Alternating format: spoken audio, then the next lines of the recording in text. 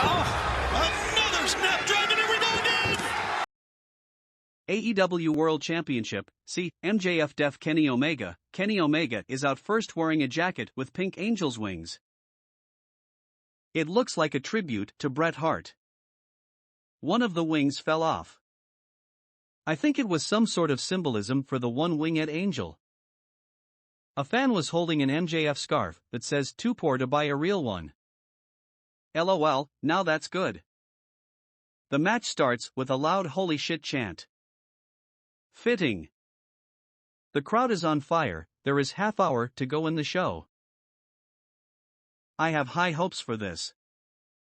MJF offers a handshake and led the crowd in a sportsmanship chant. Kenny took his hand only to be poked in the eye to the delight of the crowd. MJF hard to the outside. Kenny landed his awesome Rise of the Terminator Top Con Hero. MJF responded with a backflip-type dive to Kenny on the outside. It was awkward and Kenny had to catch him. It was still really impressive to see from Max. The crowd changed holy shit for it. MJF got a 2 count after a hammerlock DDT. MJF mocked Kenny before eating a snapdragon suplex. Kenny hit a springboard moonsault from inside the ring to outside on Max. He hit a missile dropkick for a 2 count. It was in the back of the noggin according to Tony. MJF bit Omega before nailing him with the kangaroo kick, knocking Kenny to the outside. Omega pulled a table out from under the ring, so we'll be getting a table spot at some point.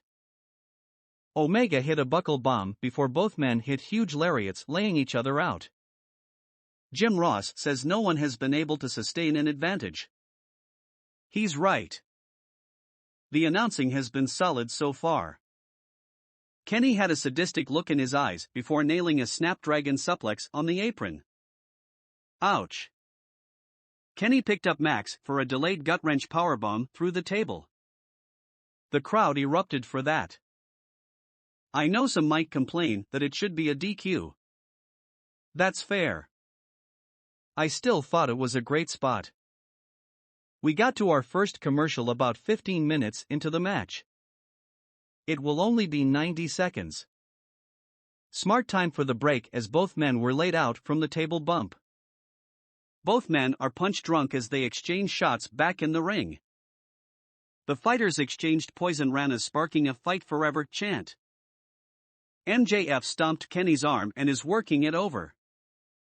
MJF hit Made in Japan. That's Shingo Takagi's finisher in New Japan.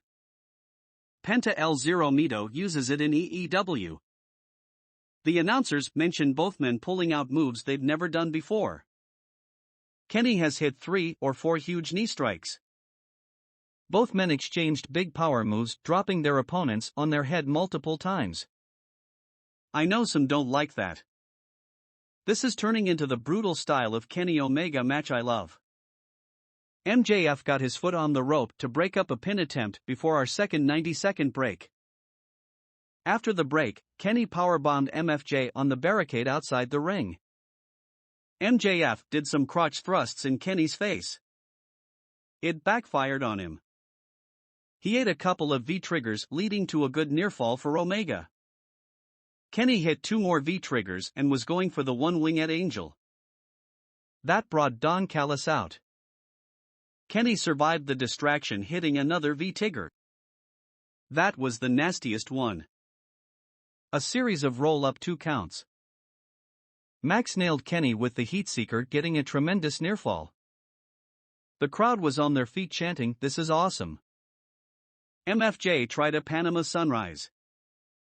Kenny rolled him up for another awesome nearfall. MJF hit an Adam Cole-type superkick in the corner, hit the Panama Sunrise and the Heatseeker to pin Kenny Omega and retain his title. This went right around 30 minutes.